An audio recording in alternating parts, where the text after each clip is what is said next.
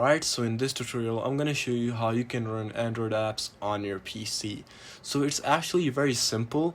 First up, you need to go to your browser and you need to search up BlueStacks.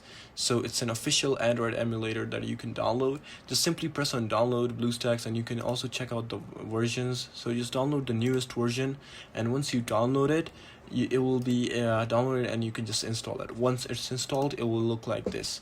Now right over here you can search for all the games. So for example, I want to download Clash Royale on my PC.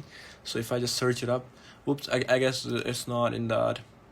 I gotta find it on Play Store. Maybe I gotta find Play Store first of all if it's not showing here.